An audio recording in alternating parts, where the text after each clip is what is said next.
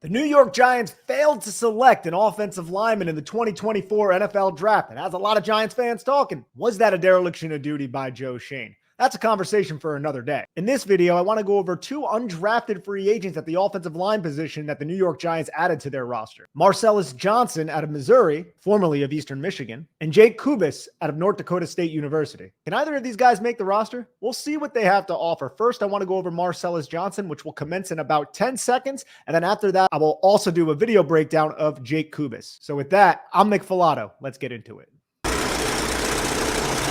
Marcelus Johnson spent his 2023 season playing only 84 snaps for Missouri. Prior to that, he started 2.5 years at left tackle for Eastern Michigan. He didn't receive a combine invite, nor did he test fantastically at his pro day. But as you'll see on the screen, he has some solid explosiveness out of his stance. See him at right tackle. This is the backside of a zone rush. You can see him work the combo block pretty well, get his hat across the original two-eye shade, and just kind of box him out a la Charles Cross. And sometimes that's all you need to do in those types of situations. He has that type of range and that lateral quickness to get his hat across on the backside of these runs.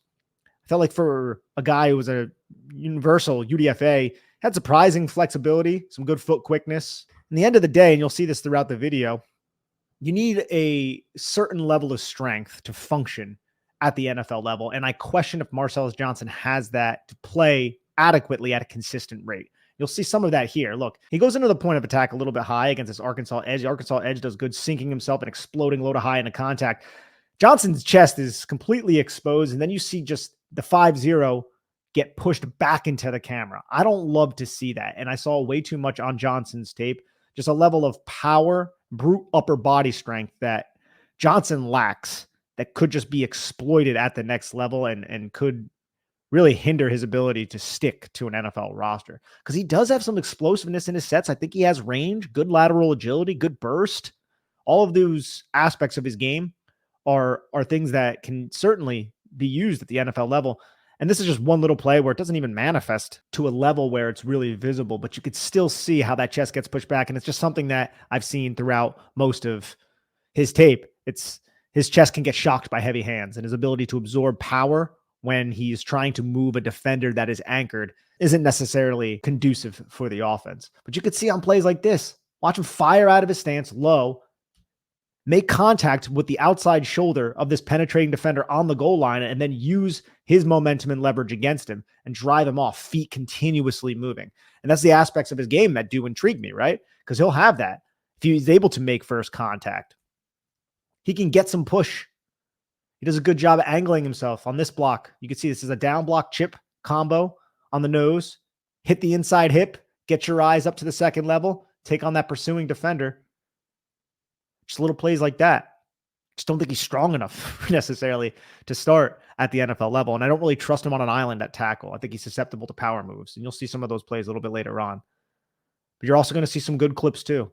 Transitioning blocks pretty effortlessly. Does a solid job on stunts. Can be a little bit high. Yes. This is somebody who transferred to the SEC after playing at a smaller level of competition and played only 84 snaps. So you got to take that into context. But here we see him at Eastern Michigan executing a block where he's going to block down on this 3 technique, get to the hip, drive, keep your feet moving, and open up a rushing lane.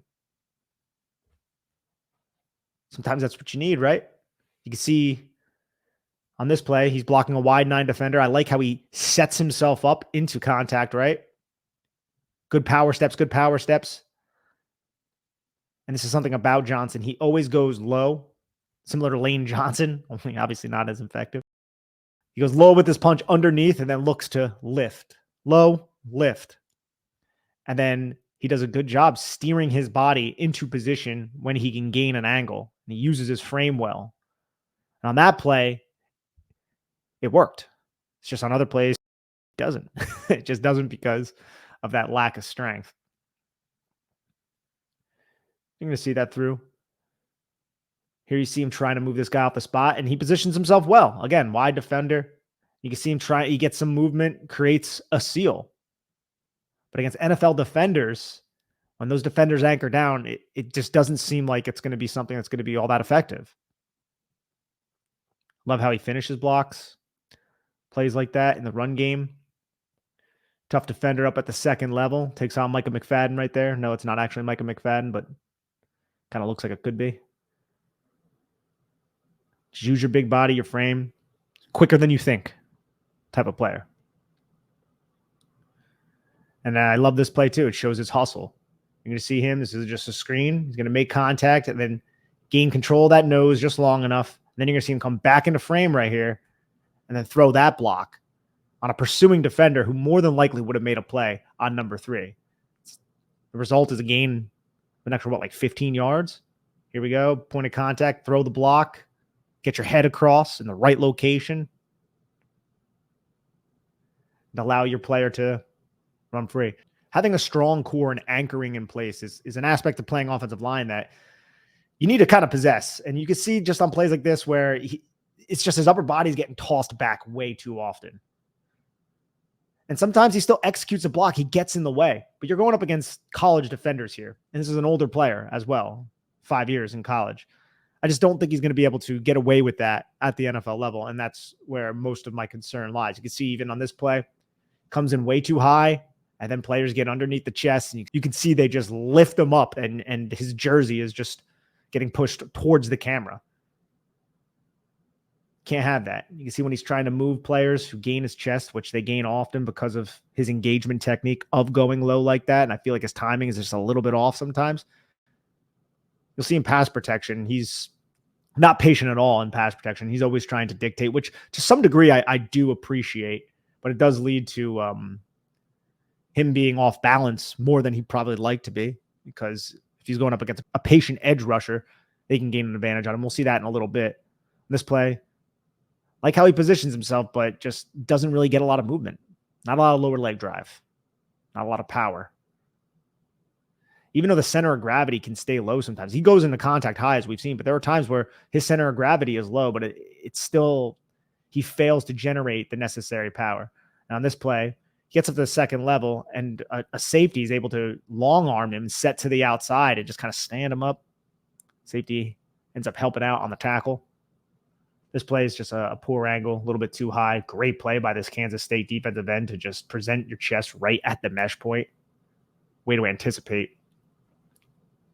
And he just over pursues himself, and it ends up being a bad play. This is him at guard, as you saw. There's plenty of snaps of him at tackle. If he had to play anywhere, it would have to be guard. It would not be tackle. He kind of has like that weird Josh Izudu type of pass set. We'll see that in a little bit at tackle when he's out there on an island. We're going to see some pass protection. Now you're going to see, look, man, it's not because he doesn't have foot quickness. It's not because he doesn't have any range. Don't get it twisted. He's driving off that post leg, and that catch leg is stomping and stomping and stomping. Although I think he does a solid job getting out of his stance. Like, he is not shy to throw a punch a little bit prematurely, but it's that obtaining and maintaining the half-man relationship and that type of leverage that I feel like he struggles with. Now, we didn't really see it on this play. We saw more so how he moves, which I appreciate. He gets help from this tight end, obviously, who chips and then becomes a safety valve. But you could see those hips open and close. You could see those feet mirror. You see some agility there, despite the fact that he kind of gets hit with a power move there, and then he reestablishes himself, gets his feet underneath him, and then re-engages. So solid movement that we see. Now we see him at guard. You see the power that he can generate when he is in the combo. That's a big chip right there that he's helping with the center. Chip, locate 22. Doesn't really locate him. It doesn't matter. It's an RPO. Pass open. You see that solid power on contact when he is helping in a combo type of block situation. When he is the one dictating, he can generate power at a, I would say, solid rate. But it's when defenders get to dictate towards him that he doesn't really absorb the power as well as that one would like. But on this play, you could see, again, solid mirroring skills, absorbs the contact. I like how he tries to redirect this defender into the path of 22 to make 22 have a little bit more of elongated blitzing rush. Here you see him just fire out of his stance again. Leg a little bit outside of his frame. And he makes contact, and he disallows this defender from bending the edge. Now, if that's against a really good defender, with the way he's making contact there, they're probably breaking that outside arm and they're ripping through this. This defender couldn't do that. But the framing of the blocks and pass protection when he's at tackle is something that gives me a little bit of worry, right? A little bit of worry. We'll see that manifest a little bit A little bit later, here we see effortless transition of stunts, just good communication with his guard. Just get his hands on the tackle. Does it from the guard position too. Eyes active, pass off. The looper ends up kind of getting into the pocket, but Johnson does enough to steer him away. Now, here's some framing issues. Now, I'm wondering if he understood that he wouldn't have guard help.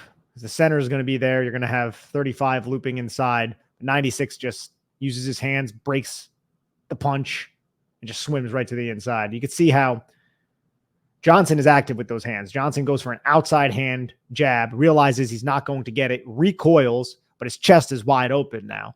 So sometimes when he punches a little bit early, it's tipping his hand to the defender, and the defender is able to time up his pass rush move based on the premature punch and the impatience of Marcus Johnson at times.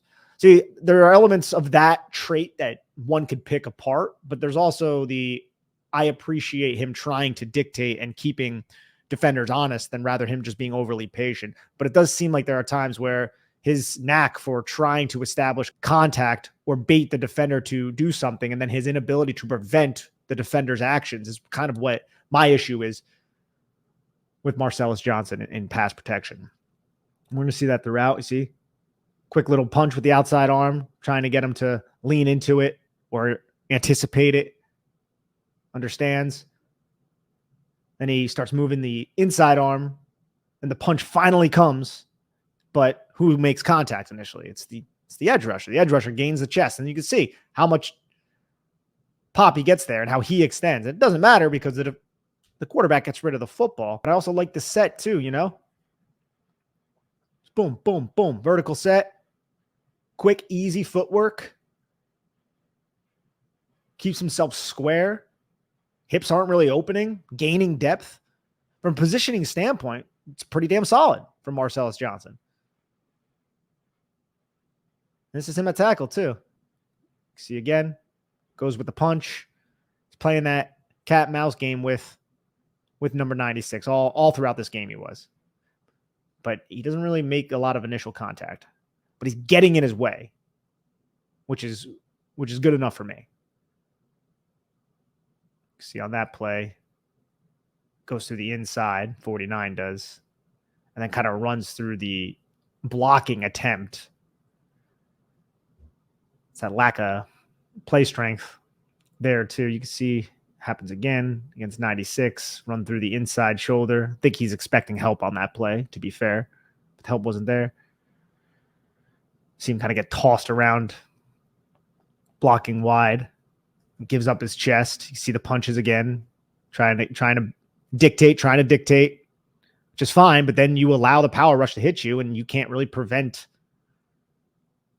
and you struggle with the power rush. So that's not going to be something that's propitious at all, especially at the next level where they could set up moves very well. You got to protect your half man a little bit better than that. Ends up being a big play though, and then gets push-pulled on this one pretty roughly. Does that outside arm jab thing again. Doesn't really matter. Tries to set back, gets caught with his feet in the air with a power move. At this point, he's tried that move so many times.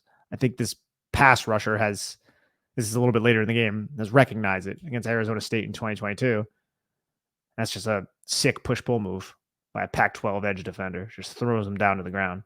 From a measurement standpoint, Marcelus Johnson has a lot going for him. His arm length is average. He has an above average wingspan, big 10-inch hands. He has some bend and he actually moves pretty well. But at the end of the day, you need power in the NFL. And I just question if Marcelus Johnson will be able to hold up at the point of attack in the run game and against power rushes. Sometimes I want a little bit more weight, a little bit more sturdiness in my offensive lineman to toughen up the point of attack, something the New York Giants have desperately tried to do for quite a while. Let's take a quick look at North Dakota State guard Jake Kubis to see if he can offer the New York Giants that. Kubas played most of his career snaps at right guard. Over 2,400 of his 2,600 snaps were at right guard. He started the final 3 seasons at North Dakota State. He's a shade under 6'4", 308 pounds. Isn't the longest individual in the world, but did have an 80th percentile vertical jump. Kubis is a high-energy player, constantly repositioning and driving his feet when he is playing right guard. Something I really admired about him. Thought he had quick, nimble feet, very agile and balanced.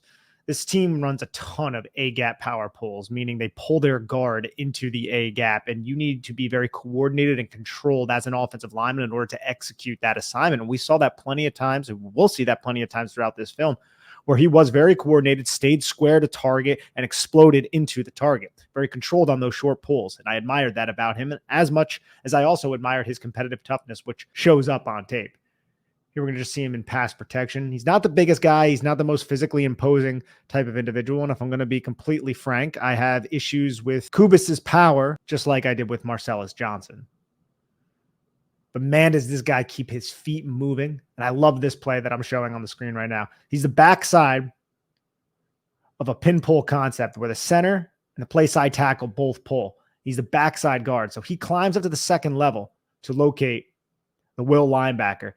Can't really contact him cleanly. So what he does is he slingshots himself, basically uses a slingshot technique, which we'll see on the line of scrimmage sometimes, makes contact where he could, notices he cannot get control of this linebacker's chest.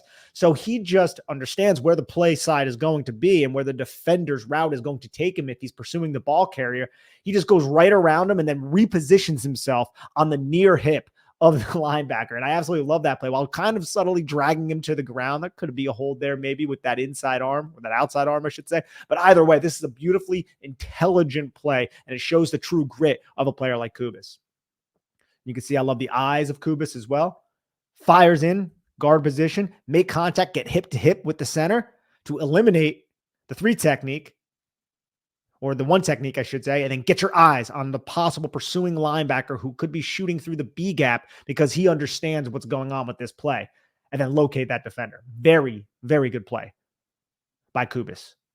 I love seeing stuff like that. It's advanced, right? It helped the North Dakota State offense hit these large runs that you're seeing. Here we're going to see Kubis against a 3 technique. He gets stood up a little bit, hack gets high, but you can see how Kubis is still keeping his eyes on number 59. He understands that the tackle is going to be helping him, and he's going to be getting hip to hip with this tackle as a tackle drives through the outside hip on the down block. So Kubis, it's subtle, right? But you can see it on this play. Makes contact, gets stood up, eyes directly on 59, who is pursuing, who can undercut this power gap concept, resulting in a stop for the defense. Once he feels the down block from the tackle, he recenters himself, then gets his eyes on 59, the pursuing linebacker who is cut off by that down block, and then makes contact with him to allow for a big run.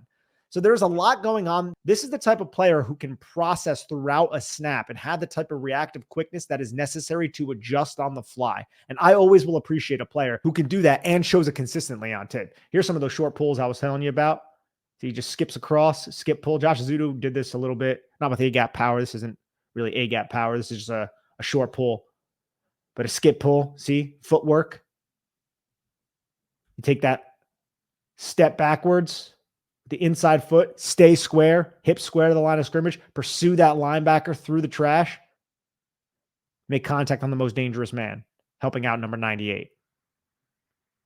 Thought he did a very good job with these types of blocking techniques. And if the Giants are trying to incorporate something like this into their offense, as the Josh Azudu pick might have suggested, I think they just want quick-footed interior offensive linemen who can operate in space, which Kubis can do, as could Josh Azudu when he's given the chance. It could be possible that they may incorporate some more creative type of runs with Carmen Brasillo in. Hard to say. Watch how quick, though. He's just firing out of his stance. Like, that's lightning quick. And he stays low, and he just scoops right around to allow the center to get up to the second level. That's a freaking beautiful block by Jake Kubis.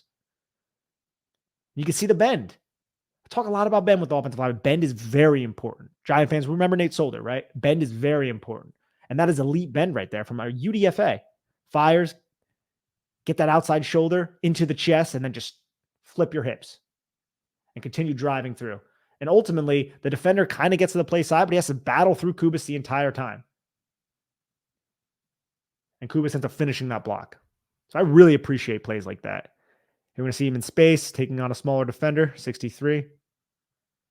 G-lead plays. We've seen the Giants run this recently.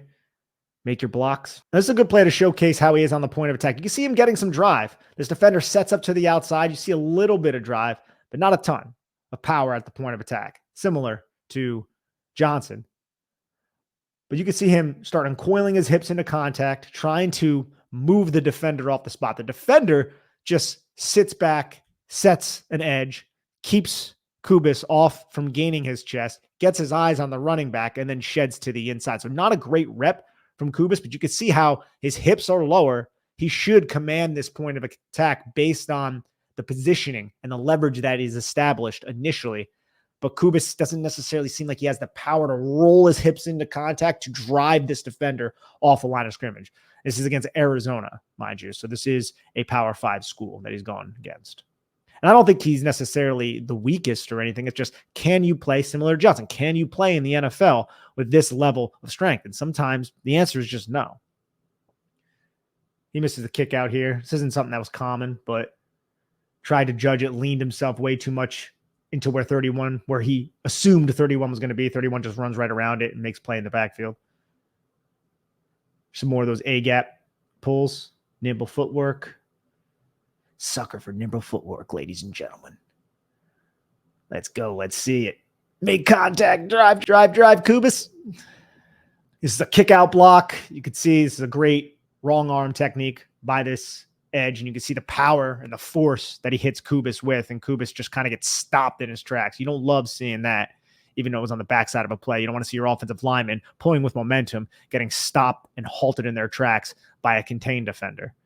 Here we see his chest just gets controlled and he just gets tossed aside. And it sucks, man, because I really like some of those plays we were watching before, but this would be the end result of him playing often if he didn't learn how to consistently maximize the low hat that he does bring to the point of attack at times. You can't allow defenders to control your chest like that, and you have to have a strong core and a strong overall presence about you to not just be moved like we're seeing right now, or like we did see on the play right here. He goes into the point of attack. 95 controls the chest. 73 helps him. And then you can just see 95 toss him to the side at the end of the play. Just too much of that lack of power and force that can be a problem, right? You're not going to win every block. You're not going to win every rep. This is a good microcosm, I think, actually, this play, Jake Kubis. So you can see, fires low, makes contact. You can see he gets a little bit of pop, but he can't establish the chest. The defender establishes the chest, and then Kubis can't really finish the block or get himself back into position. But damn it, is he mad about that, and damn it, is he going to do his damnedest to fight like hell throughout the play. And even when at the very end, he's still doing this. So love the competitive toughness. Constantly going. Energizer bunny.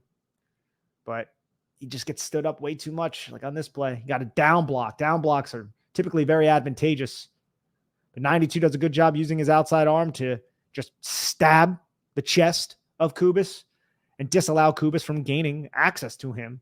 And you can see Kubis can't really move him off the spot at all. So there are aspects of both Johnson and Kubis' game that you can respect. And I do respect them. The competitive toughness. I think they're better athletes than you typically find among undrafted free agents. Now they don't have imposing size, but they're both angular athletes who are smooth movers. But their issue and the reason why they're undrafted is the power and the strength and the force that they can impose on NFL defenders is a massive question mark. Now, is there a roster spot for one of these two to make the New York Giants? So we're looking at Andrew Thomas, Aaron Stinney, John Michael Schmitz, John Runyon, Jermaine Illuminor, Evan Neal, Austin Schlottman, Marcus McKethan.